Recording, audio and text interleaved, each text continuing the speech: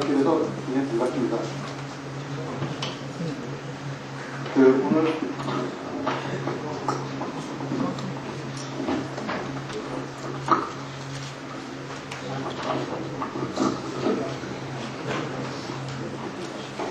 오늘 제가 말씀드릴 내용은 나노테크놀로지, 나노테크놀로지 쪽은 지금도 상당히 많은 발전이 있고 상당히 많은 분들이 일하고 있기 때문에 변화가 많은 그런 쪽이 있습니다. 그래서 그런 변화들은 미리 말씀드리기 상당히 힘들 것 같고 특히 중요한 나노테크놀로지가 뭔가, 그 다음에 그런 역사적인 배경이라든가, 그 다음에 그러한 경우에 있어서 몇 가지 사례 중심으로 말씀을 드리도록 하겠습니다. 나노테크놀로지는 어떻게 보면 21세기에 있어서 하나의 기술, 성능을 가지고 올 그러한 기술 중에 하나로 꼽고 있는 것 같습니다. 이 자료들은 개인적으로 99년도부터 10년도부터 쭉 모아왔던 그런 자료들 중심으로 말씀을 드리도록 하겠습니다.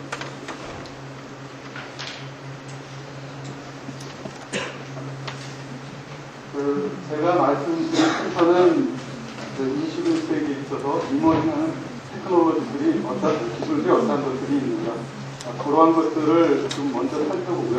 그 중에 있어서의 이제 나노 테크놀로지, 그 다음에 좀 이따 다시 말씀드릴 MEMS 또는 마이크로플루이딕스, 이러한 쪽이 어떻게 보면 화학 관련해서는 상당히 크게 변화를 일으킬 것 같은데, 그러한 쪽에 대한 것과 마지막으로 간단하게는 이제 다음 주에 단계겠지만 인더스트리얼 바이오테크놀로지 쪽에 있어서 간단하게 말씀드리겠습니다. 준비한 그런 문서를 준비했는데 장소가 좀 많다 보니까 아마 한 45분 정도 하고 10분 정도 쉰 다음에 다시 하도록 하겠습니다.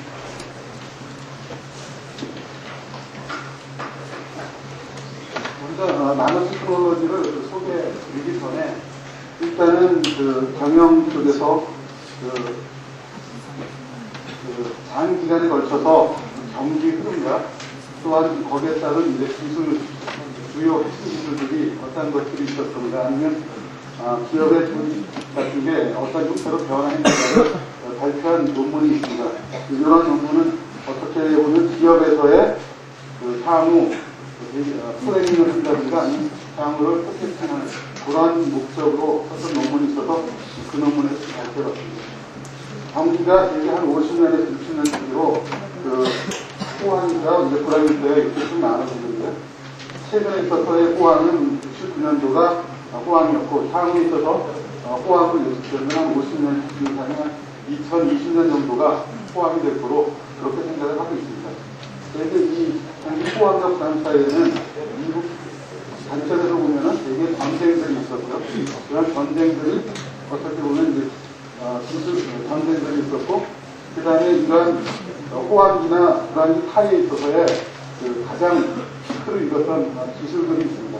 근데 그런 기술들은 미국 입장에서 보면은 철도라든가, 그 다음에 철도 시대에 있었던 철강, 그 다음에 오일, 그 다음에 현재는 인포메이션 테크놀로지, 마이크로 테크놀로지로 대변되는 인포메이션 테크놀로지였고, 그 이후로 올 때 바이오 테크놀로지 또는 나노 테크놀로지로 그렇게 생각하고 있는 것입니다. 또한 조직들도 굉장히 1920년대, 30년대는 매스 프로덕션 중심의 분야이라면 현재는 린 프로덕션에 갖고 재고를 가장 최소화로 가져가는 그러한 경향이 있습니다. 그 다음에 기업의 조직도 1930, 40년대는 매트릭스 조직이 유행했다면 현재는 네트워크 조직이나 아니면 링키지 조직이 유행하고 향후 더 그렇게 될 거로 그렇게 보고 있습니다. 근데 여기 현재 69년부터 2000년, 20년 사이를 한번 볼것 같으면은 봄이 1970년대에 오일 타도 일어나기 전이 가장 피크였다면 그 전으로 보면은 봄 전에는 되게 지식이나 그런 것들이 융합되는 그런 경향으로 일어나다 그런 피크를 지나고 나서는 기술들이 또는 융합된 기술들이 해체돼가지고 각자 스타일의 기술로 발전되어 나가는 그러한 경향을 보이고 있습니다. 그러한 경향을 보이고 있는 거 그렇게 파악하고 있었는데, 그 다음에는 1930년대에서 90년대까지는 이제 컴퓨터나 TV, 라디오, 레이더나 이런 것들이 개발이 됐었고, 현재 그 이후로 개발된 것은 인터넷이라든가 인공위성 또는 생물지능 같은 이런 것들을 새로 이머징하고 있는 그런 것이 되겠습니다. 이 경우에 보면은 4세대에 있어서의 가장 융합 이루는 그런 세 가지 기술을 얘기하려면 어떻게 보면은 하생방이라고 하는 뉴클리어, 바이오로지카, 케미칼에 대한 그런 기술이 이쪽 4세대에 있어서의 핵심적인 융합 기술이다. 이렇게 얘기를 하고 있고요. 향후에 있어서 가장 핵심이 될 그런 기술들은 제네틱스 휴먼 제놈 프로젝트에서부터 유발된 그런 제네틱스로 관련된 이제 바이오 테크놀로지, 그 다음에 나노 테크놀로지, 그 다음에 로보틱스. 요거는 그러니까 다시 말씀드릴 맹스라든가 그런 쪽하고 연결을 시킬 수 있습니다. 그래서 이 세 가지 기술이 향후에 융합을 이뤄서 시너지를 굉장히 내할 수 있습니다. 이렇게 얘기하고 있습니다. 나노 테크놀로지로 들어가기 전에 한 번 더 다른 관점에서 향후 21세기 이머징하는 기술에 대해서 조사한 게 있어서 그거에 대해서 간단히 살펴보도록 하겠습니다. 미국에서 2020년에도 제조업에 있어서 세계에서 가장 강한 경쟁력을 갖기 위해서 무엇을 해야 되는가라는 그런 조사를 1994년 시작을 해서 98년에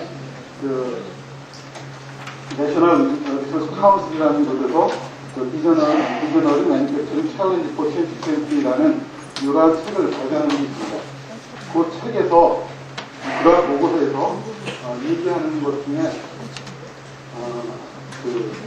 테크놀로지에 관한 여러 개를 얘기하는데 이제 그 중에 테크놀로지에 관한 부분은 서브마이크론 테크놀로지가 서브마이크론 매니팩처링하는 그런 기술 자체가 21세기에 가장 이머징하는 대두되는 그런 기술이 될 거다.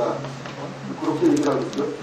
그렇게 21세기 이머징하는 기술을 크게 두 가지로 나눠보면은 점진적으로 개선되는 기술과 그 다음에 핵심적으로 개발되는 그런 두 가지 기술로 나눠볼 수 있다고 하고요. 이제 점진적으로 개선되는 그러한 기술은 마이크로 인더스트리얼 미케니컬 시스템이라는 램스 또는 마이크로 대신에 나노를 집어넣은 램스 이러한 기술들이 점진적으로 현재의 기술들이 조금씩 개량돼가지고 기술이 밀려나가는 그러한 식이 되고 이러한 램스 기술을 이용한 미니에이처라이제이션 하는 거가 상당히 큰 향후에 이머징하는 기술이 될 거다. 그렇게 그 다음에 핵심적인 기술이라고 하는 거는 이게 두 가지 공동의 나노 테크놀로지하고 바이오 테크놀로지 이거 두 가지를 보고요. 여기서는 현재 있는 기술이 아니라 서로 핵심적으로 나오는 그런 기술들에 의해서 어떤 브레이크 스루들에 의해서 퀀텀 점프들을 해나갈 그러한 기술로 정의하는 게 나노 테크놀로지하고 바이오 테크놀로지가 되겠습니다. 오늘 제가 말씀드릴 거는 대개 여기 있는 것들을 간략하게 조금씩 묶어서 설명을 드리도록 하겠습니다. 일단 사이즈 측면에서 기술들을 볼 것 같으면은 현재 20세기 후반에 들어와서 가장 발달한 기술이 이제 마이크로 테크놀로지가 되겠습니다. 이제 컴퓨터라든가 이제 IT 관련해갖고 가장 발달된 기술이 이제 마이크로 테크놀로지인데 이제 그거의 기술적인 한계는 전에 볼 때는 이제 100나노 메타까지가 기술적인 한계고요. 여기 마이크로 테크놀로지에서 개발된 그러한 실리콘 가공 기술들을 이용한 미니에이처라이징 기술들이 이것들이 굉장히 큰 역할을 할 거다. 참고하고 100나노메타 이하에서의 다루는 나노 패브리케이션이나 마이크로 나노 스트럭처 머티리얼들이 있을 거에 그러한 기술들이 당연히 굉장히 중요한 기술들이 될 거다. 그렇게 하는 것입니다. 그래서 마이크로 테크놀로지와 나노 테크놀로지로 구분하는 가장 큰 기준은 요거는 한 4, 5년 전의 기준은 이제 100나노메타를 기준으로 했고 구분을 하는 거죠. 구분을 하는 거는 이제 하나는 마이크로 테크놀로지로서는 100나노메타 현재 기술로는 100나노메타 이하로 가는 게 굉장히 어렵다라는 거 하나 단점이었고, 그 다음에 다른 거는 이제 100나노미터 미만으로 가는 물질들은 그 물질의 특성 자체가 마이크로 스케일에서 또는 그 벌크 머티를 상태에서 보지 못하던 그런 물성들을 나타내기 때문에 100나노를 기준 안 하는 게 같습니다. 하나는 다른 거는 이제 자체를 보면은 되게 마이크로 테크놀로지에서 주로 썼던 단위는 좀 내려가서 밀리, 마이크로, 요런 10-6선 정도에서 많이 얘기를 하고, 거기에 따라서 나오는 단위들이 거꾸로 이제 메가워트라든가 메가바이트라든가 그런 메가 단위 썼고, 최근에 나와서 이제 기가, 뭐 이런 식의 10의 구분에서 해당되는 기가 단위를 쓰고 있습니다. 근데 현재 나노 테크놀로지로 하면 이제 10의 마이너스 중인 나노 얘기를 많이 하지만, 거기에 덧붙여서 그 시간 스케일로 보면 10-19중인 또는 펜토세칸 얘기들을 많이 하고 있고요. 그 다음에 좀 나노 스케일로 가게 되면은 그 분자를 다루다 보면은 거의 싱글 몰레큘 단일 분자를 갖게 되는데, 그러한 경우에는 10-24승인 옥토몰이라는 그런 단위를 갖게 됩니다. 그리고 거기에 대응돼서 이쪽에서 나오는 분들은 뭐 기가 또는 혈압이 뭐 이러한 표현들을 많이 쓰죠. 그래서 그 단위 자체가 그 마이크로 테크놀로지에서는 10에 한 12승 정도로 왔다 갔다 하는 그런 기술이라면은 나노 기술은 10에 한 30승까지 왔다 갔다 하는 그런 기술이 된다고 하겠습니다. 요거는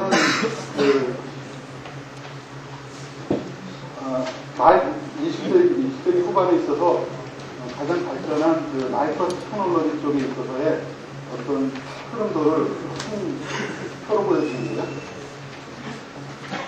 그 D램에 있어서의 이제 기출수를 갖다가 이제 표현한 게 되고요. 거의 1kbit에서 현재는 그 256메가비트는 1기가비트짜리 D램이 나오고 있고요. 그 다음에 향후에는 이거가 이렇게 발전되는 게 거의 시간으로 봤을 때는 그 로그 스케일로 발전해 나가는 그런 것을 보여줬고, 그 다음에는 요거가 하나씩 그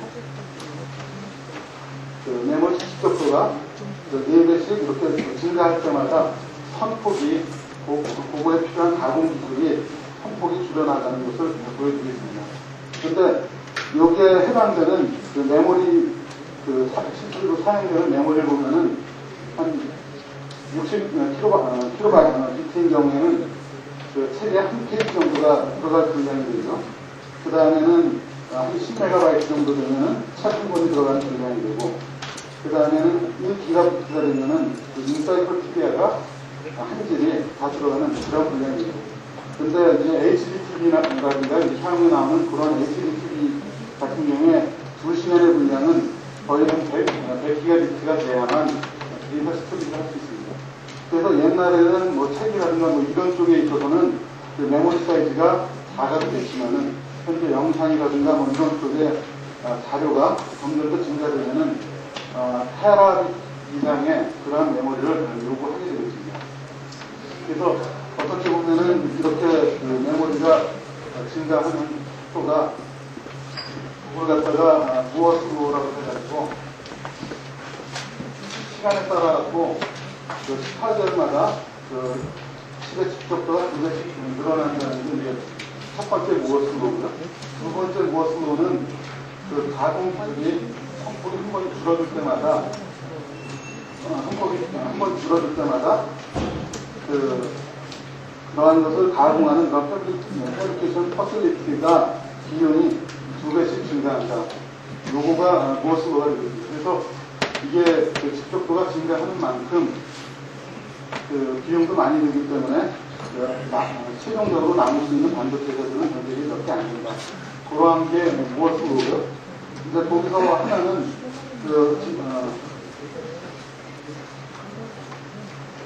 그 비용이 증가하는 것 중 하나가 이쪽 그 바로 기술이 100나노메타 정도까지 가면은 요것도 그 돈을 안 들인다고 하더라도 더 이상은 그러한 것들이 연장이 안 될 거다. 뭐 그런 예측들을 많이 하고 있습니다. 처음에는 그 0.1마이크로 100나노 정도가 한계다라고 했는데 최근에 나온 것까지는 이제 50나노까지 갈 수 있을 거다. 근데 이제 50나노 밑으로 현재 기술로 가게 되는 경우에는 그 퀀텀 이펙트 같은 것들이 나타나기 때문에 현재 기술의 기술 가지고는 쓸 수 없다. 그러한 게 되겠고, 그러한 것들을 대체하기 위한 것들이 이제 나노 일렉트로닉스라는 그런 나노 테크놀로지라는 것들이 활용하게 된 원인이 되고 있습니다.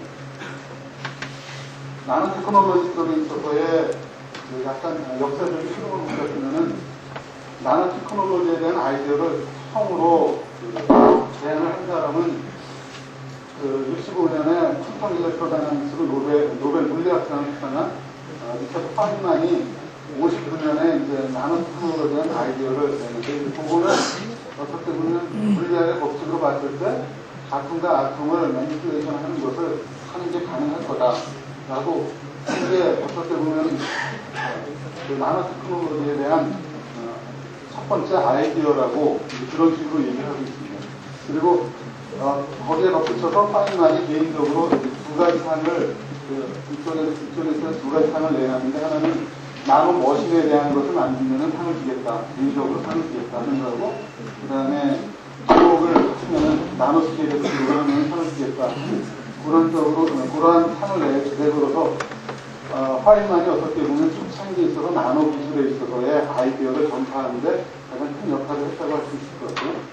그 다음에 나노 테크놀로지라는 그런 터미놀로지를 만든 사람은 일본의 노리오 다니구치라는 사람이 이제 1974년에 학회에서 나노 테크놀로지라는 표현을 썼는데 이제 이때 표현 자체는 마이크로메타나 그 이하의 톨러런스 갖는 정밀한 기기 쪽에 관련된 것 같다. 이제 나노 테크놀로지다.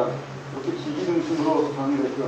그 다음에 나노 테크놀로지를 일반 대중한테 가장 포퓰러하게 전파한 사람은 이제 미국의 에릭 블랙스러라는 사람이고 이 사람이 두 가지 책을 썼는데 요거는 이제 몰레큘러 나노 테크놀로지에 나오는 책이에요. 이쪽은 되게 피직스에 관련된 부분이고 되게 나노 머신 그런 쪽에 관련된 부분이 되겠습니다. 이쪽 나노 테크놀로지에 관련되었고 퍼블릭한 것보다는 이제 어떻게 사이언티픽한 쪽에 있어서 관련이나 굉장히 브레이크 스루라고 할 수 있는 부분은 몇 가지가 될 수 있을 것 같아요. 그중에 대표적인 말씀을 드리면 1982년에 스위스 스튜디오에 있는 IBM에서 발표한 스탠 터널링 마이크로스코프라는 것을 발명했는데 요거가 최초로 원자를 아톰을 갖다가 측정을 하고 그거를 움직일 수 있는 그러한 기계를 있습니다. 여기 보여드리는데 그것에 대한 간단한 원리가 되겠고요. 요거는 누런을 이용해갖고 아톰을 갖다가 모아서 이렇게 어떤 형태를 만드는 그러한 것이 되겠습니다. 요거 스캐닝 터널링 마이크로스코프를 STM을 처음으로 만들어갖고 86년에 이제 물리학 쪽에 노벨상을 받았고요. 그 다음에는 스몰리 이걸 통합한 사람들이 1985년에 이제 플로렌이라는 C60 여기 보면 낙하볼 쓰는 뭐 그런 것들을 발견을 해가지고 이제 96년에 화학상을 받았습니다. 이러한 두 개가 어떻게 보면 나노 테크놀로지에서의 브레이크 스루를 이뤘던 그러한 인물이 되겠고 이제 86년에는 STM을 좀 더 모디파이한 원리는 굉장히 다르지만 STM의 한계라면 이제 전도성 물질만을 볼 수가 있는데 전도성에 관계없이 모든 물질, 비전도 물질도 볼 수 있는 아토믹 포스 마이크로스코프가 이제 86년에 개발이 됐고요. 그 다음에 이제 91년에 NC에 있는 이즈마라는 사람이 카본 나노튜브를 발견해갖고 현재 카본 나노튜브에 대한 연구가 굉장히 활발하게 진행을 하게 되는 계기가 됐습니다.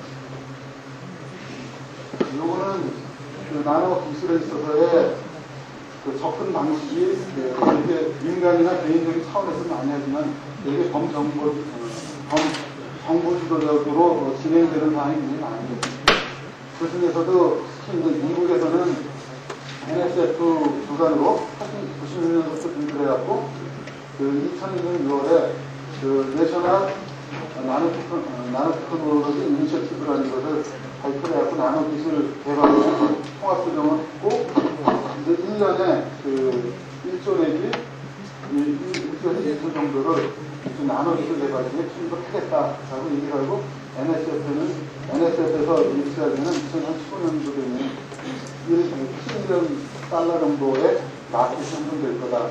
이렇게 해서 미국에서는 정부 주도로 그 상당히 그게 투자를 하고 있어요. 그 다음에 일본에서는 여기 단위가 원이 아니라 N인데 91년 이후로 뭐 계속됐다고 본인 일본에서는 그렇게 생각을 하는데 요거는 그 나노 머신에 대한 메카트로닉스에 대한 부분이 되죠. 그 다음에 미국에서 있어서 NNI, 내셔널 나노테크놀로지 이니셔티브를 발표한 이후에 그 N플랜이라는 걸 갖다가 작년 6월에 발표를 해갖고 체계적으로 준비해 나가고 있고 우리나라도 작년 7월에 그 나노기술 종합발전 계획이라는 것을 발표해가지고 준비를 하고 있는데 우리나라는 되게 나노 공정이나 구조, 기능, 또는 부품 시스템 중심의 일을 진행을 하고 있습니다. 그러면은 그 나노 테크놀로지를 정의가 상당히 여러 가지가 있을 수 있는데 그 역사적으로 보거나 하면 정의가 상당히 여러 가지가 있을 수 있는데 그 요거는 미국 쪽에서 그 NSF에서 주관하면서 그 정의를 내린 그런 것들이 있습니다. 나노 테크놀로지를 정의할 때는 0.1에서 100나노 메타 사이에 있어서의 물질의 특성을 원자 분석 수준에서 증명을 하고 이것을 분석, 조작하는 그런 기술을 갖다 나노 테크놀로지라고 하고 있습니다. 근데 왜 그 0.1 나노에서 100나노냐, 100나노 메타를 갖다가 사이즈를 대입하냐고 할 것 같으면은 대개 0.1 나노메타 150점 정도 되면은 그 원자가 되겠고 또는 분자 레벨이 되겠는데 원자나 분자가 갖는 특성은 그대로 있지만은 그거가 이제 사이즈가 커지면은 특성이 바뀌고 또 다른 거는 이제 100나노메타 이상에서는 그 되게 벌크 프로퍼티를 갖는데 그런 것들이 사이즈가 줄면서 그 벌크 프로퍼티하고 차별화되는 그런 특성을 나노에 있어서 특성을 갖게 됩니다. 그래서 그 0.1에서 100나노메타로 디파인을 하고 있고요. 되게 나노의 특성이 나타나는 건 되게 물성적이 되겠는데 정기적 또는 광학적, 기기적 또는 열적, 구조적 이런 특성들이 그 벌크일 때나 또는 원자나 싱글 분자인 경우에는 되게 기체 상태가 되는데 그런 것들하고 많이 차별화되는 그런 특성을 갖게 됩니다.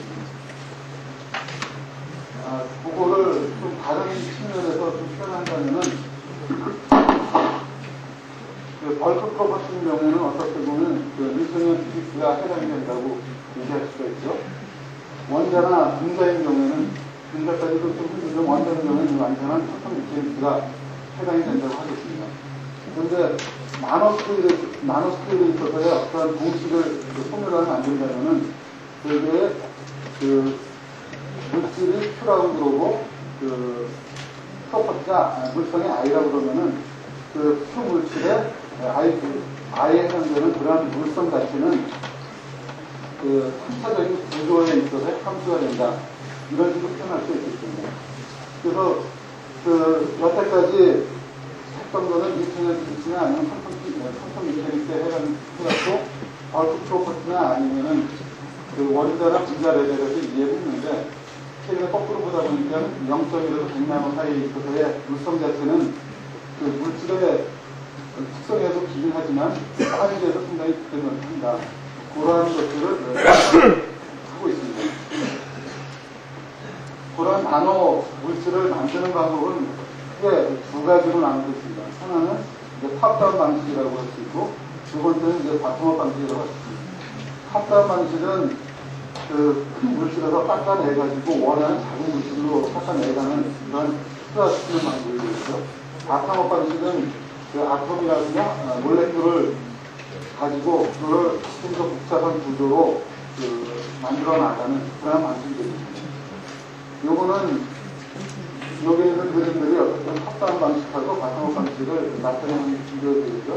되게 나노 스케일로 말하면 되게 이렇게 100나노 근처를 나누고 있고, 그냥 합다한 방식에서는 되게 이제 솔리스에 해당되는 그런 것들로부터 점점점 내려오는 그런 물성이 되고, 바탕업 방식은 향식도에서 분자나 아니면 원자를 다루던 그런 기술을 가지고 컴플렉시티를 높여나가는 그런 방법이 되겠습니다.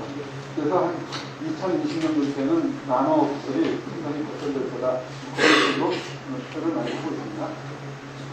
요거는 합다한 방식에 있어서는 아까 말씀드렸던 무어스 로에 따라가지고 이렇게 방법을 쭉 발전해 나가는데, 지금 현재 기술로 봐서는 한 50나노까지 가는 게 피지컬 현재 방법에 있어서의 일렉트론 빔이라든가 뭐 이런 거, 아이언 빔이라든가 아니면 일렉트론 UV 믹서라든가 뭐 이런 것들을 했을 때 최대 한계가 50나노미터까지가 최대 한계가 될 거다.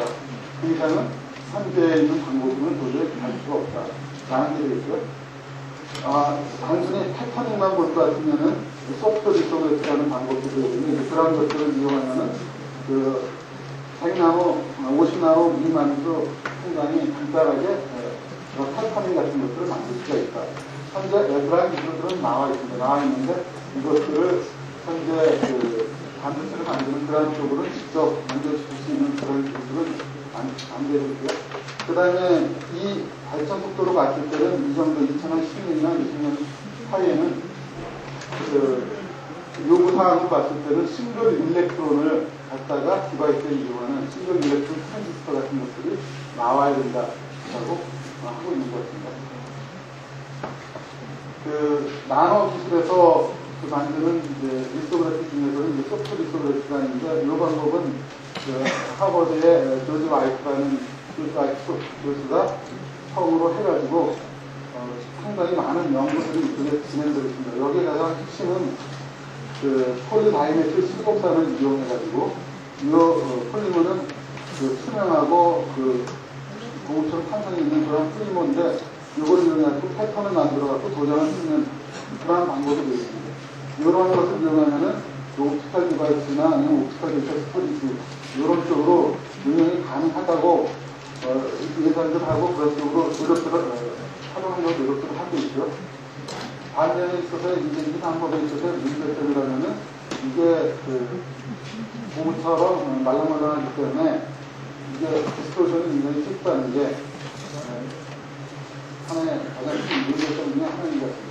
그 방법은 소프트 리소그래피 중에 큰 방법인 마이크로 컴팩트 프린팅 방법을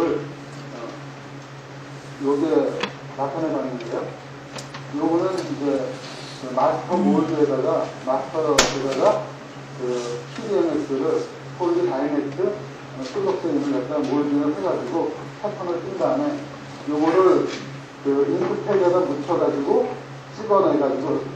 찍어내서 패터닝을 만드는 그런 방법이 있고, 그 다음에 잉크를 풀어가지고 그거를 찍어내는 그런 방법이 있습니다. 그래서 이걸 마이크로 컴팩트 프린팅이라는 그런 방법이 있는데, 여기서 요 잉크들은 되게 RP 사이온이 되어 있고, 요 표면은 되게 골드 표면이 되어 있습니다. 골드 표면에 RP 사이온이 반응을 잘 하는 것을 이용한 그렇게 해서 패터닝을 만들어내는 그런 방법이 있습니다. 이러한 거는 전통적인 리소그래피하고는 개념이 완전히 차이가 나는 거고요. 요거는 이러한 방법으로 이용할 것 같으면은 대개 한 50나노미터 미만도 프린팅을 할 수 있다. 그렇게 보고 있고요. 요거는 그러한 방법으로 이용해갖고 패터닝을, 다양한 패터닝을 쓴 것들을 갖다가 전자생경 사진으로 보여주고 있고요. 이런 거는 이제 3차적인 피라미드 형태의 그런 구조물들을 만들고 있고요. 그 다음에 이거는 상당히 국면에 있어서의 상당히 복잡한 그러한 패터닝도 그러한 소프트 미술에도 가능하다라는 것을 인식적으로 보여주고 있습니다. 조금 전까지는 그 리소그래프에 관련된 부분이라고 말씀드릴 수가 있죠. 그 다음에 이쪽 부분은 그 미국에서 MSF에서 그 수련했던 나노 기술들을 얘기할 때 가장 대표적으로 쓰는 표가 되겠습니다. 미국에서 나노 기술들을 개발하겠다 할 때는 중점을 두는 부분은 어떻게 보면 그 나노 머티리얼들을 개발하겠다. 그런 쪽이 되겠고요. 나노 머티리얼들은 그 바텀업 방식에 따라갖고 그 아톰이나 분자들을 이용해서 레이어나 나노 파티클을 만들어서 그런 것들을 어셈블리해갖고 나노 구조들을 만들겠다. 이러한 것들이 기본적인 컨셉이고 이 나노 구조들은 구조의 덴시티나 포러시티에 따라갖고 그 디스퍼전이나 또는 컨솔리데이션 머티리얼이라는 이러한 쪽으로 한 4가지 정도로 그 나노 머티리얼을 나누고 있습니다. 편의상 그 요거에 따라서 좀 보도록 하겠습니다.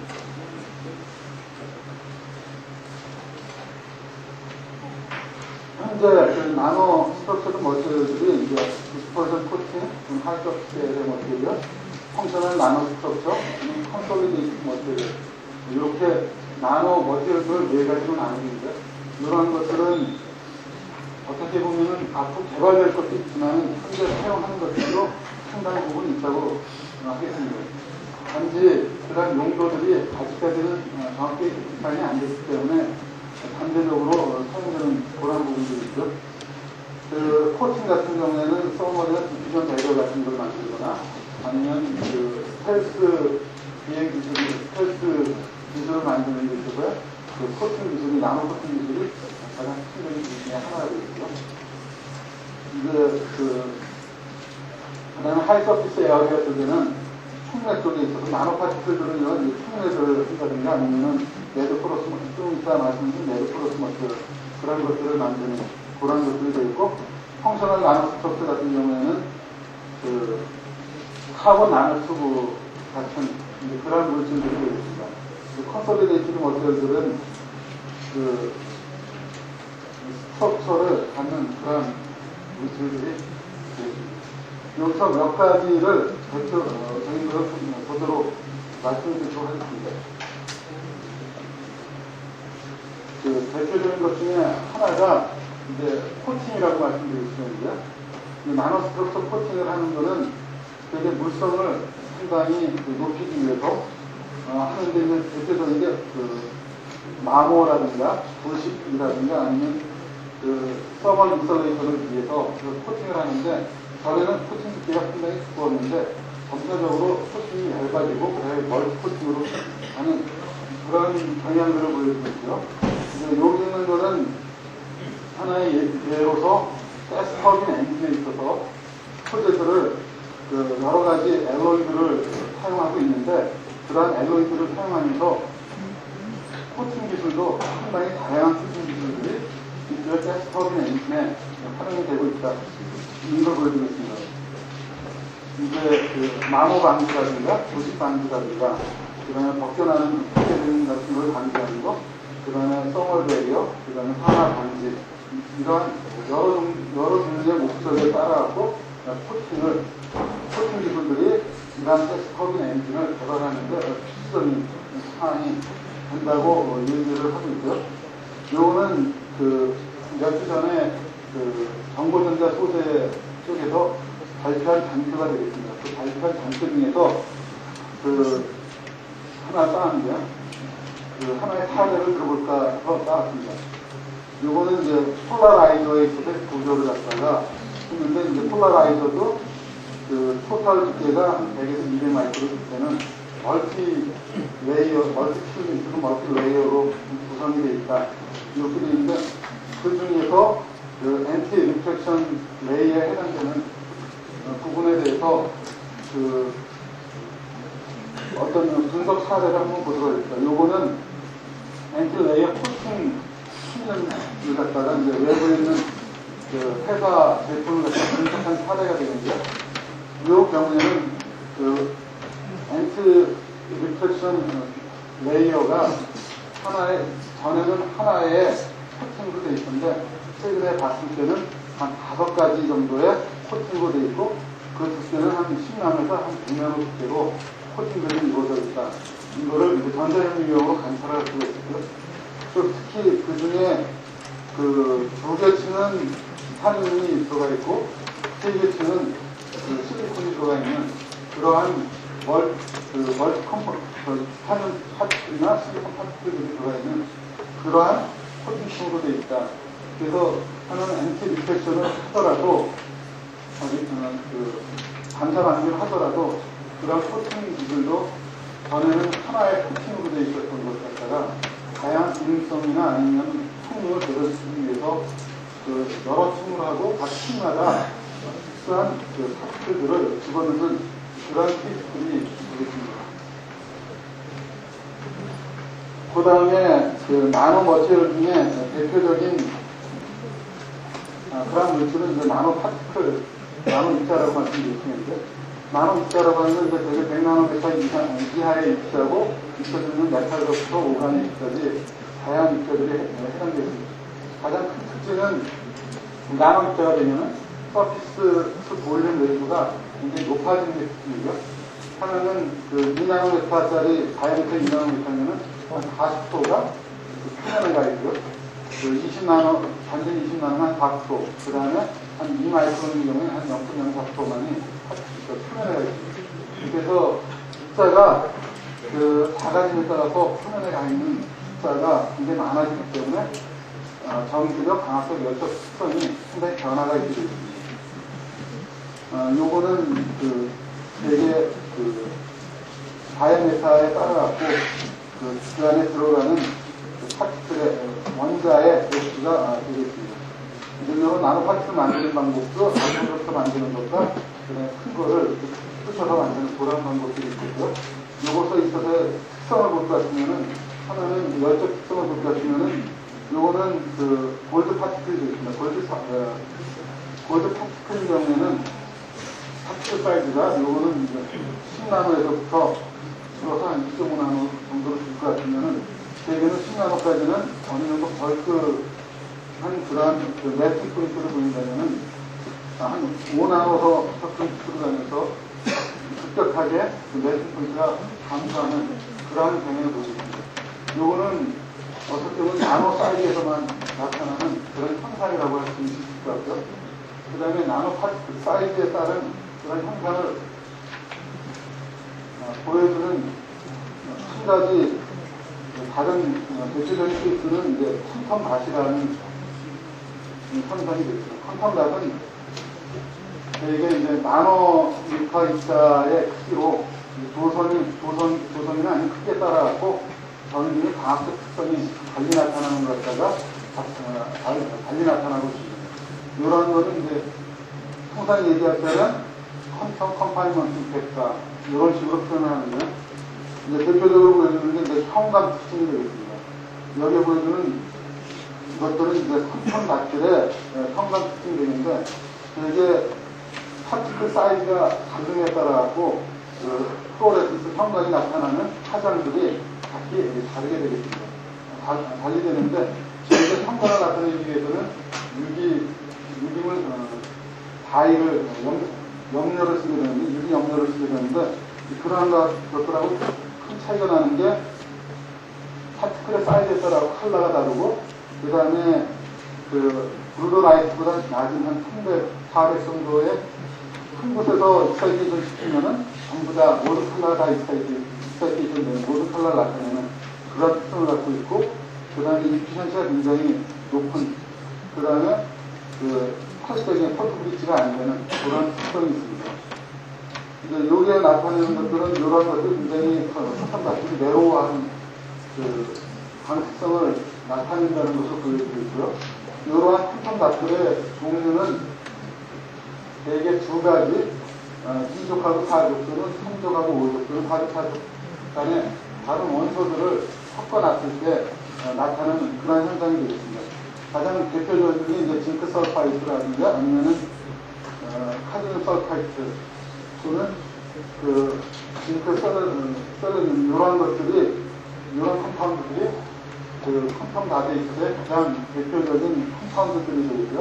요게 보여주는 거는 그 에너지 밴드 갭이 되겠고, 이쪽에 보여주는 거는 그것들이 나타내는 그 사이즈에 따라서 나타내는 광합성 플로레센스의 형광 특성이 되는 영역이 되겠습니다.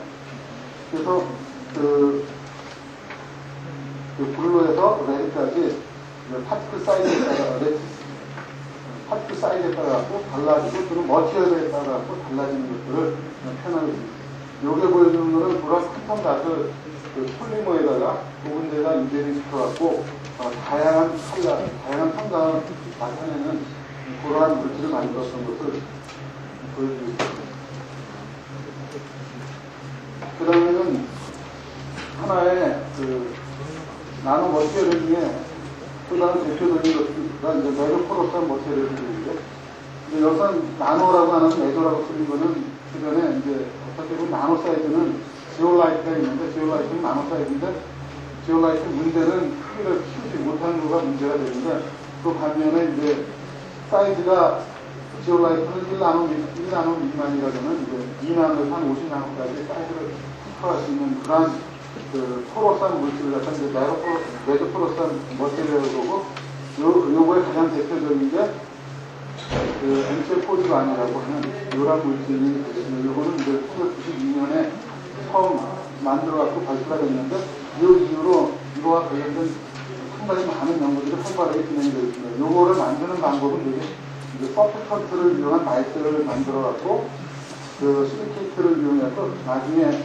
태워가지고 이렇게 그 안이 텅빈 채널을 만드는 그런 기술이 되겠습니다. 근데 이걸 가장 특성은 포어 사이즈가 상당히 그 플랫폼을 한 50나노까지 키울 수가 있고, 그 다음에 그 레디오스 기기에 대한 레이셔 인정이 좋기 때문에 총매를 방지한다든가 아니면 다른 용도로 상당히 많이 활용되고 있습니다.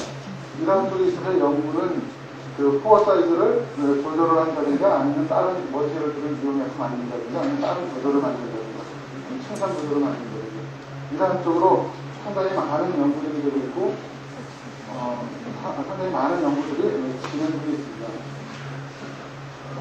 그 다음에 나노 쪽에 있어서 가장 대표적인 물질은 이제 카본 나노 머티리얼이 되거든요. 이쪽은 이제 카본 머티리얼은 저희 이제 그래파이트하고 다이아몬드가 1980년대까지 알려져 있었는데, 1985년에 그 C60라고 플로렌이라는 요란 물질이 알려져갖고 상당히 많은 연구들이 진행되다가 92년에 그 카본 나노튜브가 발견됨에 따라서 상당히 많은 연구가 진행되고 있습니다. 하나는 순수하게 카본으로만 이루어진 그런 구조들인데, 가장 안정한 거는 이제 그래파이트가 가장 안정한데, 이런 안정하고 그 다음에 다이아몬드가 가장 간단한 물질로 알려져 있었는데, 그 어떻게 보면 그 20세기 후반에 있어서의 그 마이크로 테크놀로지에서 가장 핵심되는 물질이 실리콘이라고 그러면은 21세기에 있어서의 나노 기술에서 가장 핵심되는 물질은 카본이다라고 얘기하는 사람들도 많이 있는 것 같습니다. 그 중에 대표적인 물질이 이제 카본 나노튜브가 되겠습니다. 그것들에 대한 특성을 볼 것 같으면은 플로렌의 경우에는 지름이 한 7옹 정도 되는 0.7나노미터 정도 되고, 축구공하고 똑같게 생겼고, 이거는 메탈이라든가 이런 것들하고 반응을 하기 때문에 그런 반응성을 이용하고 다른 용도로 활용하려면 그런 노력들이 많이 있어요. 그 다음은 이제 카본 나노튜브가 되는데, 카본 나노튜브는 이제 만드는 방법은 아크를 이용한다든가 레이저를 이용한다든가 아니면 청매를 이용해서 키우는 그러한 방법들이 있는데, 요거는 그 탱을 이용해서 NEC에 있는 이지마라는 사람이 90년 전에 발견을 했고요. 카본 나노튜브의 구조물사탄 여기 두 가지로 하는데 이렇게 생긴 거에다 싱글월, 나노튜브스는 이런 것들이 여러 개 깔려 있는 건 멀티월, 나노튜브라고 하고요. 요게 기본적인 거는 그래파이트를 갖다가 이렇게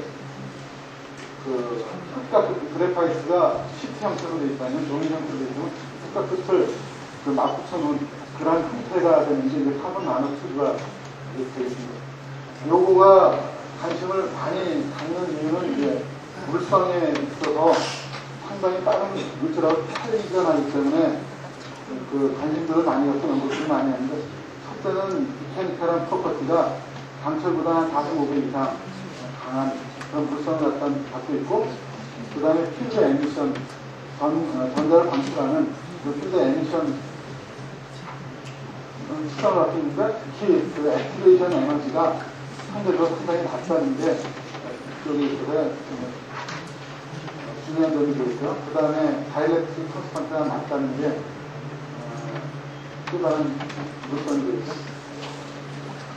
멀티월 나노튜브인 경우에는 이게 메탈이 정조성을 갖는 그런 특성을 갖고 있는 데 반해서 싱글월 나노튜브인 경우에는 물성이 지오메트리에 따라서 세마이컨덕터가 되기도 하고 메탈이 되기도 하는 그런 특성을 갖고 있습니다. 하나는 여기서 위에 같은 경우에는 전자를 굉장히 잘 끊어줘갖고 메탈릭한 성격을 갖는 경우는 밑에 거는 세마이 한쪽 방향으로만 갖는 세마이 컨덕터의 성격을 갖고 있죠. 그래서 이제 이런 것들을 이용해가지고 어플리케이션을 상당히 많이 하려고 하고 있고요. 그 중에 가장 간단한 어플리케이션이라고 그러면은 코팅에 첨가제로 써갖고 전도성을 갖기 때문에 페인트에 집어넣어갖고 코팅제로 전도성을 갖기 때문에 코팅을 하면은 페인트 스프레이 할 때 그 양을 갖다가 두께를 상당히 얇게 할 수 있는, 전도성이 없는 경우에는 버블리즘이라든가 부포 같은 거가 생겨가지고 균일하게 안 되는데, 전도성을 갖기 때문에 조금 늦으면은 전도성을 갖기 때문에 굉장히 균일한 코팅을 할 수 있다든가, 그 다음에 필드 에미터를 이용해서 플래티넘 디스플레이 이용한다든가, 아니면 반도체 쪽에 싱글 일렉트론 디스플레이를 만든다든가, 이러한 쪽으로 상당히 다양한 연구들이 진행되고 있고요. 그 중에 하나는 필드 에미션 디스플레이인 경우에는 이쪽에 카본 나노튜브를 심어가지고 포스퍼 레이어를 위에 올리면은 이게 가압 전압이 굉장히 낮기 때문에 효율적으로 플래티넘 디스플레이 쪽에 활용을 할 수 있을 거다. 이런 연구들을 하고 있고, 데모는 몇 군데서 이러한 것을 갖다가 낮은 레지스에서는 구현을 했습니다. 두 번째는 요거는 궁극적으로 이용하고자 하는 거는 어떤 나노 튜브 일렉트로닉스 와이어를 만드는 거가 메탈 컴퓨터를 만들어갖고 나노튜브에 받는 세마이 컨덕팅 프로퍼티를 이용해갖고 나노 소자를 이용하는 그런 것들이 하나의 연구 목표가 되고, 또 요거는 4, 5년 전에 나온 건데, 그런 카본 나노튜브를 이용해갖고 파라 플럽의 컴퓨터를 만들어 보겠다. 다음 한 5년 내지 10년 정도에 파라 플럽의 컴퓨터를 만들어 보겠다. 그래서 요거는 현재는 아마 0.05 마이크론, 50 나노메타 제대라고 해도 되는데, 3, 4년 전만 해도 이제 100 나노메타 제대를 넘는 그러한 소자로 이용을 하겠다. LG 화학 안에서도 이쪽 나노 머티를 이용한 부분들이 상당히 많이 있는데, 좀 전에 말씀드린 그런 코팅 쪽이라든가 상당히 많이 있는데, 여기는 그 중에 몇 가지만 한번 뽑아봤습니다. 여기 있는 건 반도체용 전원제 물질을 만드는데, 덴드리머를 이용해서 나노 사이즈의 코어를 만드는 그러한 연구를 진행하고 있고요. 그 다음에 크레이에다가 보분자를 첨가시켜가지고 크레이를 분산시키고, 거기다 분산된 층간이 걸려진 거기다 이제 보분자를 집어넣어가지고 나노 컴포지트 만들면은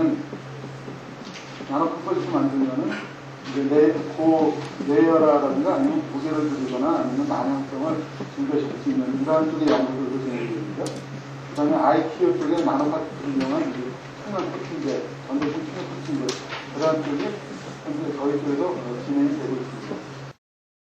그래서 앞에는 나노 머티리얼을 대해서 나노 머티리얼을 말씀드렸고요. 근데 그러한 나노 머티리얼들을 하나는 이제 관찰하는데 확장하는데 굉장히 중요한 이슈가 되고 그러한 분석 방법들이 현재로는 다양한 현재 다양한 방법들이 이제 그런 관자에 대해서 표현 분석하는 SPM이라고 스캔 마이크로스코프라는 그런 방법인데 그런 것을 한번 비교한 기부를 봤는데 요거는 그냥 참고로 한번 알아주시면 좋겠어요. 광학 현장과 전자현장에서 추가 전자현장, 그 다음에 스캐닝 웨터 마이크로스코프, 스캐닝 마이크로스코프 이렇게 한 4가지 정도가 있는데 그 앞에서 보여드린 그런 소품들도 여기 보면은 스캐닝 웨터 마이크로스코프나 아니면 스캐닝 투너링 마이크로스코프에 해당되는 그런 브랜드는 아니겠습니다.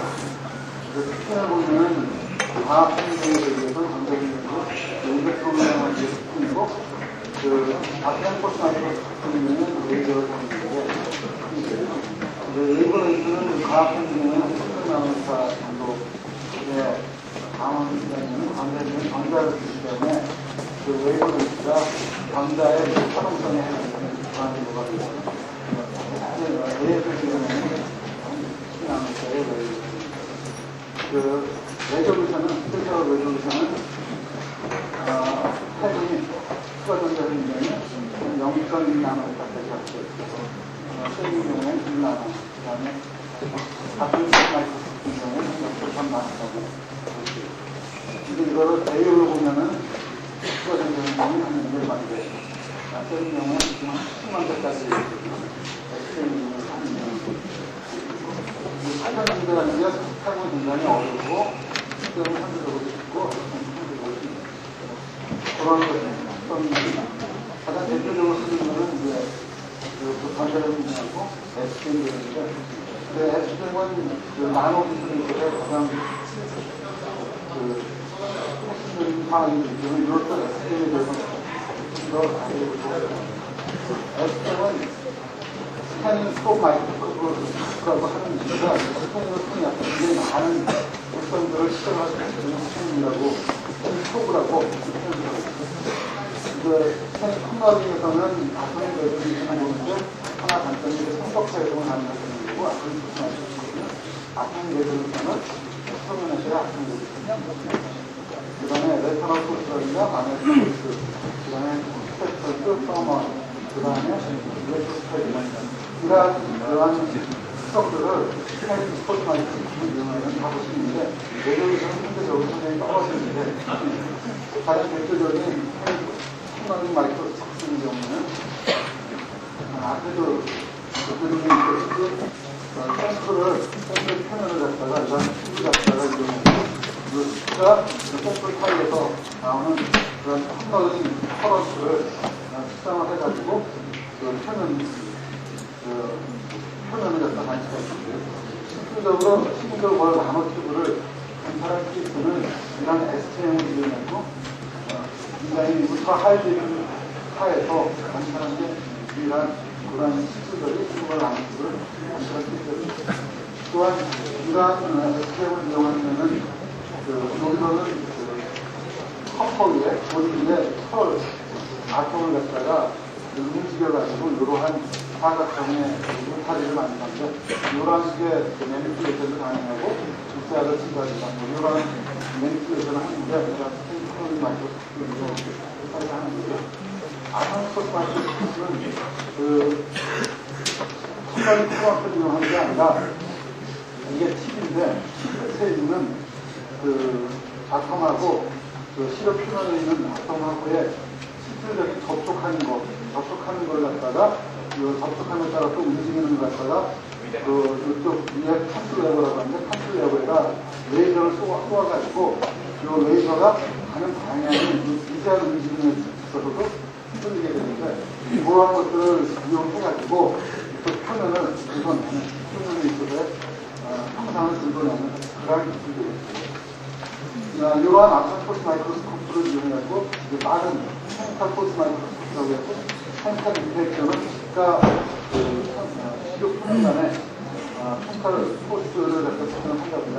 그런 방법들이 많이 개발되고 있고 개발된 것들도 있고 개발 중인 것도 지금부터는 어떻게 보면 렌스에 대해서 간략하게 인트로덕션을 하고요. 그 다음에 그런 것들이 어떻게 활용이 되고 있는가 아니면 될 건가 하는 측면에 있어서의 사례들을 말씀드리고 일단 그 렌스 기술은 센서하고 액추에이터를 만드는 기술인데요. 이러한 기술은 반도체 기술하고 동일하게 시작이 있고 계속 동일하게 진행돼요.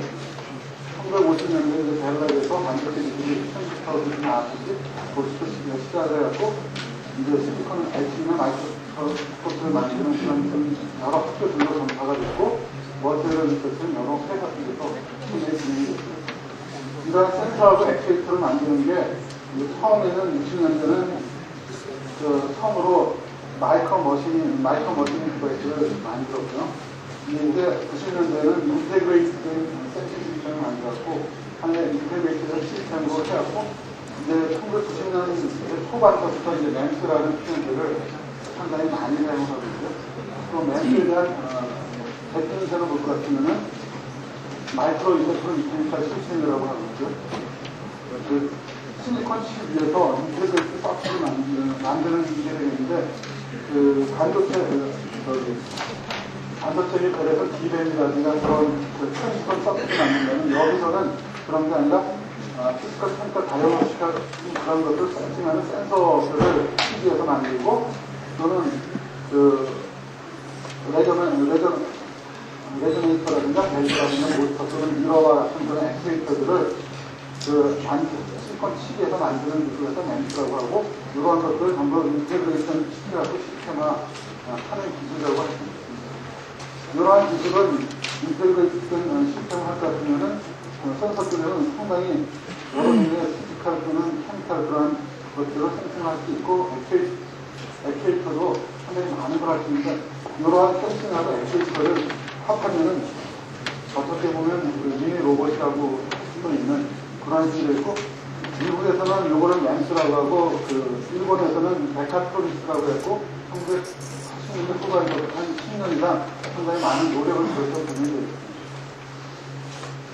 이러한 것들에 있어서의 어플리케이션 쪽을 볼 것 같으면은 상당히 많은 어플리케이션이 있는데 이러한 것들이 마켓에 나가서 성공한 케이스로 꼽는다고 하면은 하드 디스크 드라이브에 있어서의 헤드를 만드는 기술이 바로 램프 기술로 만들고요. 잉크젯 프린터의 노즐을 만드는 기술 자체가 램프 기술로 만들고 그 외에 차에 있어서는 에어백에 있어서의 충격에 있어서의 센싱하는 그런 거라든가 또는 바이로스코프에 있어서 핵심 기술들을 이런 램프 기술을 만들고 뉴클리어 웨폰에 있어서의 트리거링 하는 그러한 장치들도 미세처럼 트리거링이 되는데 그런 것들도 이런 램프 기술로 만들고 업체전이 상당히 다양하기 때문에 마켓은 시스템을 봤을 때는 한국에서 굉장히 달라서 뭐가 될 거다 이렇게 예측을 하고 있는 그러한 분야가 있습니다.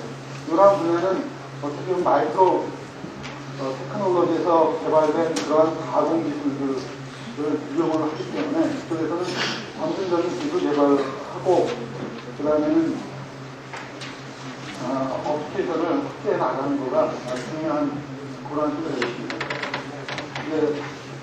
그러한 렌스 기술을 이용해갖고 어떤 토탈 장치를 미니어처라이즈를 시키는 그러한 노력들이 많은데요. 그러한 노력들 중에 가장 대표적인 데가 이제 나사가 되겠습니다. 나사에서의 피해가지 못하려면은 성능은 더 좋게 더 빨리 그냥 가면 더 싸게 하는데 이쪽에서 나사에서 원칙이라고 하는데 서머블이라고 하는데 우주에다 장치를 띄워보내야 되기 때문에 우주에는 무조건 1kg 미만이어야 되고 그 다음에 볼륨은 1에서 2리터 미만이어야 되고 그 다음에 소비하는 전력은 5W 미만이어야 됩니다.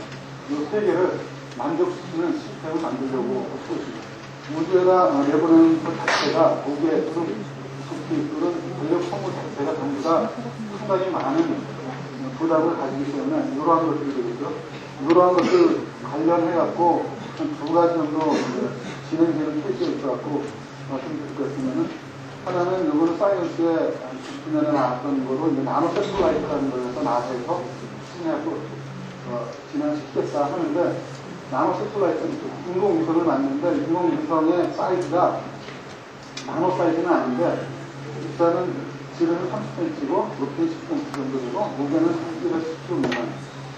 이러한 세플라이트를 만들어서 2010년까지 지구에다 수천 개를 뿌려놓겠다 하는 그런 계획을 발표한 적이 있는데 요거는 지구에다가 수천 개를 뿌려가지고 지구 전체에 있어서의 동시적으로 지구의 자장의 변화라든가 그런 걸 감시해가지고 그 지진 같은 거를 예측한다든가 그런 쪽으로 활용을 하겠다 하는데 지구의 자장의 변화를 갖다가 그 우주에서 동시에 모든 곳에 있어야 관찰하기 위해서 수천 개의 인공위성을 쓰여야 되는데 그렇게 하기 위해서 현재 기술로 보내다 보면은 비용 자체가 사이즈도 엄청 크고 비용 자체가 엄청 드는데 지금 이 정도 사이즈로 하게 되면은 그 인공위성 한 10배 미만을 보내는 거하고 똑같은 비용을 들여서 그 상당히 큰 효과를 볼 수 있을 거라고 해서 미니스라이드를 쓰려는 것 중에 하나고요.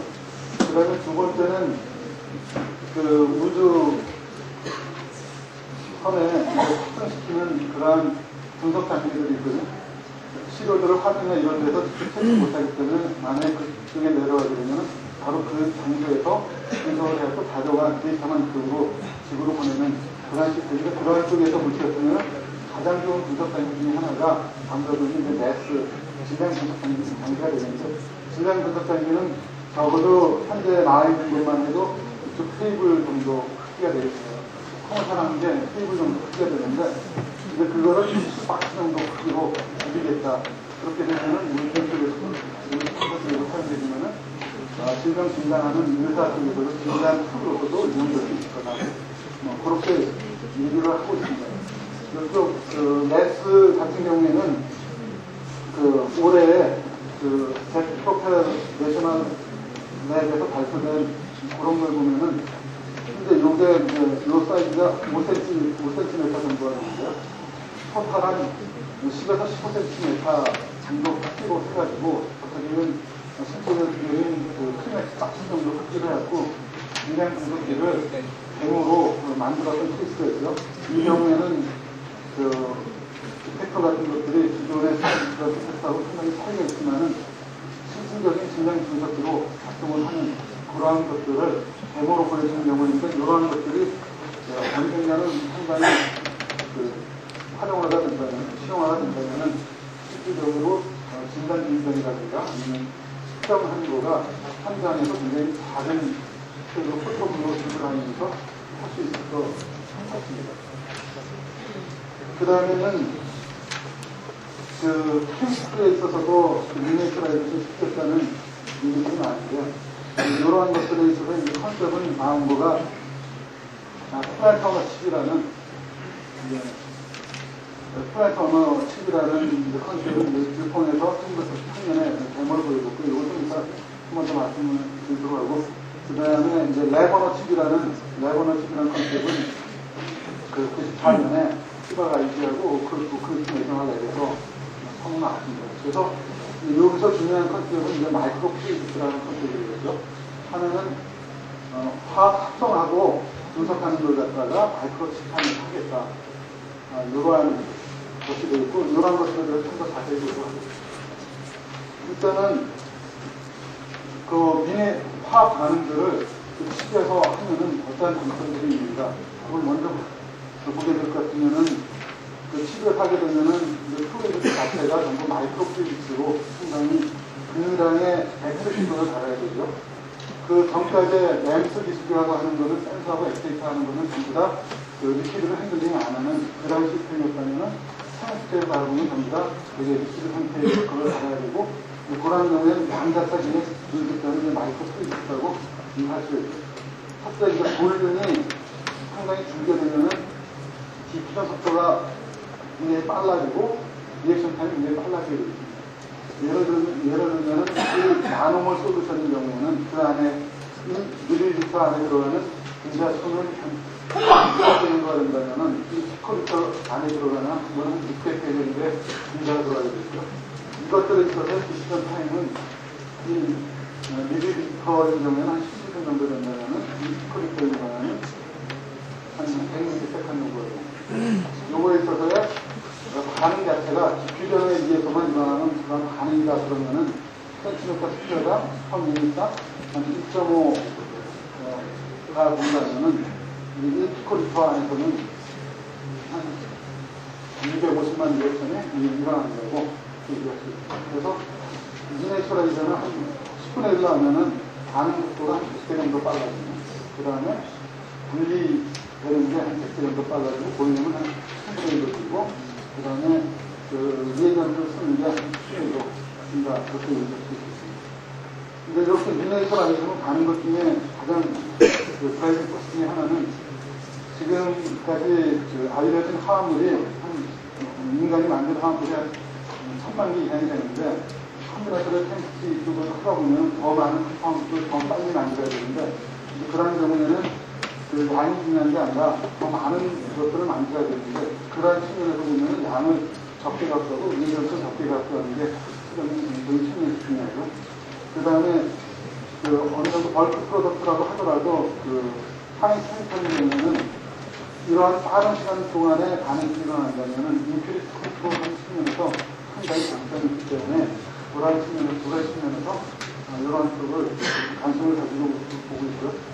그래서 요거는 뭐 작년에 그 어느 분이 발표한 자료에서 좀 모디파이 하는 거가 되는데 그래서 캔스 언어 칩에서는 마이크로 캔서 퍼스트 유닛이라고 마이크로 CPU라고 이렇게 표현하고 캔스가 그 칩에서 일어나는데 여기서 가장 힘드는 기술은 마이크로 플레이스 또는 캔스는 마이크로 스케일에서 하는 그 마이크로 캔스 그게 사랑이 되죠.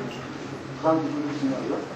그 다음에 이러한 것들을 칩들을 구현하는 그 디자인하고 하는 그 마이크로 패키지션 그런 것들을 컨트롤하는 마이크로 일렉트로닉 이러한 마이크로 케미컬 프로세스 유닛을 가지고 데스크탑으로 싱크사이저나 어느라이저를 만들 수 있습니다. 이런 식의 어프로치들을 많이 하고 있는 것 같습니다. 이게 보여드리는 거는 이제 분석기기로서 이네이처라이저를 시키는 그런 필수가 되고요.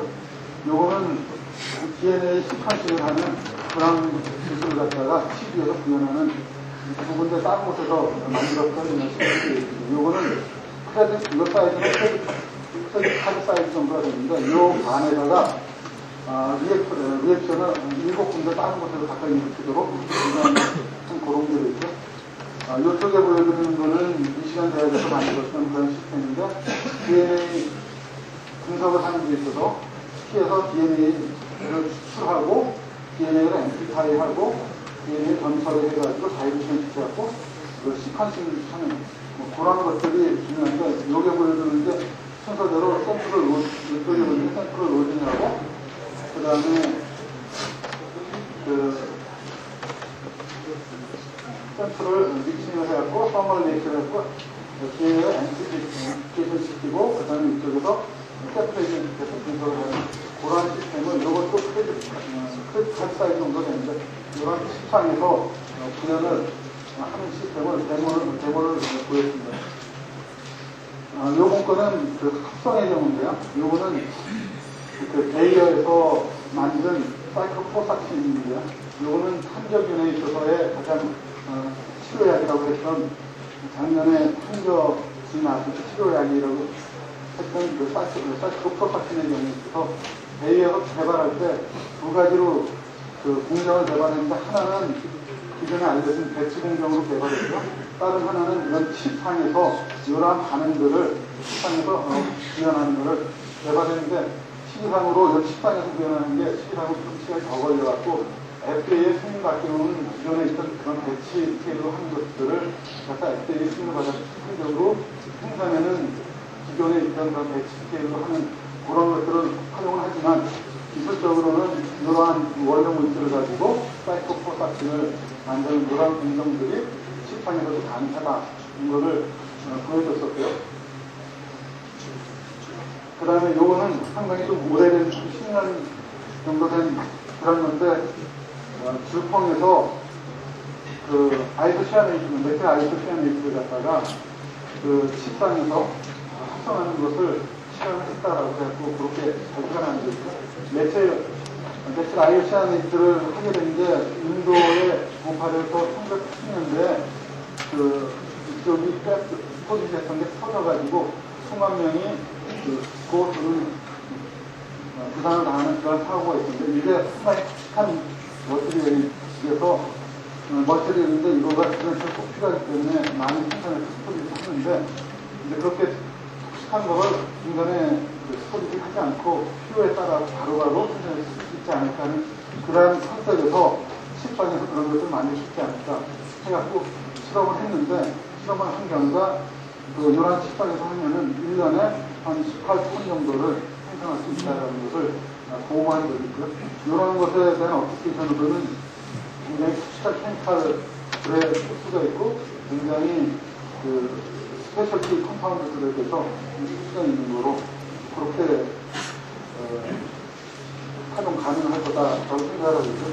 하나는 그러한 케미칼 리액션은 시대에서 하면은 요거를 보조로 갖고 있으면 필요에 따라 갖고 여러 개를 세팅하면서 사이즈 볼륨을 늘릴 수도 있고, 필요에 따라서는 생산 사이즈가 바뀌게 되면은 포토하게 늘려갈 수도 있는 그러한 것들이 되겠습니다.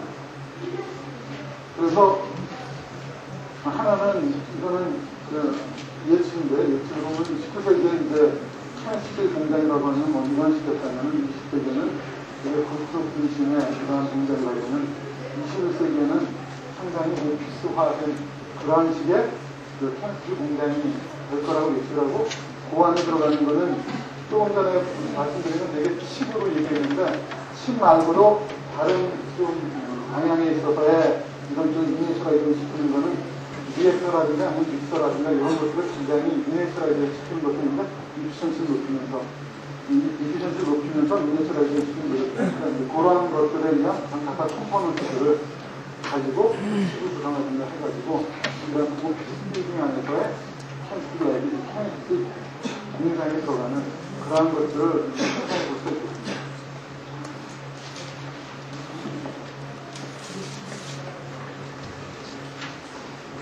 그 다음에는 이제 바이오 쪽에 있어서 어떻게 보면 여태까지는 나노 쪽 얘기 말씀을 드렸고, 그다음 나노 쪽의 영장건상에서 이제 렌즈 쪽 말씀을 드렸고, 렌즈에서 특히 사이언스 영어 치는 경우에는 컨텐츠가 굉장히 높다라는 말씀을 드렸죠. 그런 것들은 이제 몇 가지 케이스가 있었고요.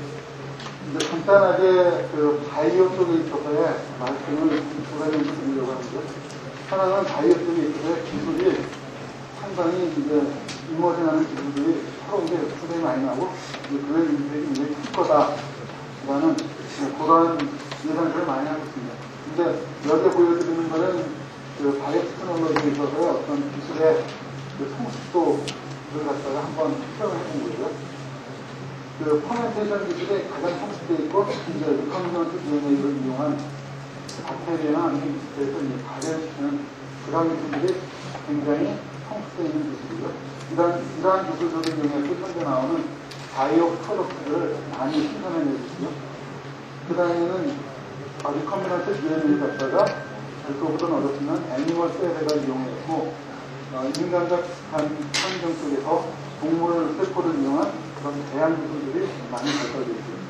현재 각 성장하는 이제 바이오 프로테인을 엔자임을 이용한 바이오 스타리스트 그런 기술들이 새로 많이 대두가 되어 있고, 그 다음에 아예 알아가는 게 있는 게 이제 제노믹스를 이용한다든가 아니면 프로테인을 이용한 그런 기술들이고, 또 리커미넌트 DNA를 이용한다고 하더라도 식물에다 적용하는 그러한 기술들은 아직 착용하는 게 있습니다.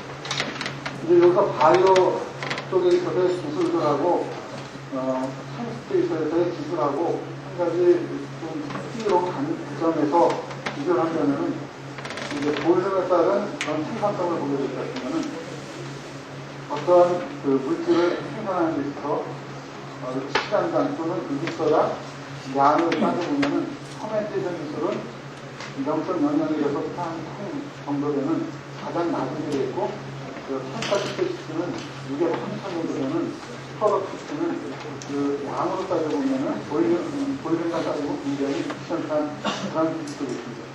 그런데 커멘테이션 기술은 이렇게 하더라도 현재 개발되고 있는 엔자임 기술이나 이런 다른 기술에 의하면은 펜타 신테사이즈의 화학 합성에 의한 그러한 것들을 따라갈 수 있는 그러한 기술이 조만간 구성될 거로 그렇게 보고 있고요. 그런 면에서는 요거는 그 1년에 사용하는 지금 생산되는 볼륨당 그 가격으로 이렇게 양쪽과 로그 스케일로 한번 봤을 때 되게 가격이 비싸면 생산량이 작고 그 가격이 양이 굉장히 많은 그 가격이 싼 이러한 기술이 있습니다. 근데 현재 있어서의 바이오텍 기술이라고 하면은 이제 그 발효를 이용해갖고 그 엔자임이나 약 또는 동물 백신이나 발효를 이용하는 경우는 그게 의약품으로 쓰는 이러한 그 고가의 미량의 소량의 그런 물질들을 생산하면은 그런 쪽에 활용되고 있다고 그러면은 지금 또 다른 노력 중에 하나는 바이오 기술들을 그대로 이용을 하는데 이쪽 상당히 볼륨이 많은 쪽에 있어서 가격은 상당히 낮더라도 볼륨이 많은 쪽에 있어서의 생산하면은 그런 쪽에 있어서의 바이오 기술도 활용하려고 하는 그런 노력들이 굉장히 많은 것 같습니다. 이제 그러한 것들은 그 나중에 기회가 있게 되면 또 말씀을 드릴 수가 있을 것 같아요. 또는 이러한 쪽을 관심 있게 관찰하다 보시면은 이러한 것 기술들은 향후 한 10년, 20년 지나면은 개발이 될 거고 그렇게 되면은 어떻게 보면 화학 쪽에 있어서도 상당히 바이오 쪽의 기술을 도입해가지고 그 생산하는 그러한 기술이 조만간 올 거예요. 앞에 거를 제가 생각하는 그 빨리 진행한 관계로 그 이제 이게 마지막 슬라이드가 되겠고요. 마지막 슬라이드가 되는데 하나는 현재 그 기술은 그 마이크로 테크놀로지를 기반으로 해가지고 하나 아니면 IT 쪽에 시절이 1960년대에 시작이 됐다면은 현재 이렇게 하나하는 관계에 있어서 현재 시스템이 지정된다고 그렇게 표현을 하고 있는 것 같습니다. 그리고 요 하나라는 그 속도는 그 기술 개발에 따라서 더 많이 바뀔 수 있다고 생각하고요. 그 나노나 아니면 바이오 또는 인포메이션 IT 기술이 세계가 융화되면은 여기서부터 지금 나노 기술이나 아니면 바이오 기술은 1970년대 또는 1990년대 들어와서 다 시작한 그런 기술이 되겠죠. 그런 기술하고 개발된 그런 IT 또는 마이크로 테크놀로지를 이용하게 되면은 상당히 많은 선택들이 일어날 거라고 생각하고 그런 것들이 구체적으로 구현되는 시간이 2020년 정도라고 생각을 하고 있는 거죠. 그래서 지금부터 향후 10년, 15년 정도가 굉장히 이 기술에 있어서의 변화를 갖는 그러한 시기가 될 거다라고 그렇게 생각합니다. 그래서 여기 계신 분들이 어떻게 보면 향후 10년, 15년이 가장 일을 활발하게 할 수 있을 것 같습니다. 오늘 제가 이렇게 설명을 드렸던 그런 분들이 어떻게 보면 그러한 일들을 선택하는 데 있어서 도움이 됐습니다. 여기까지가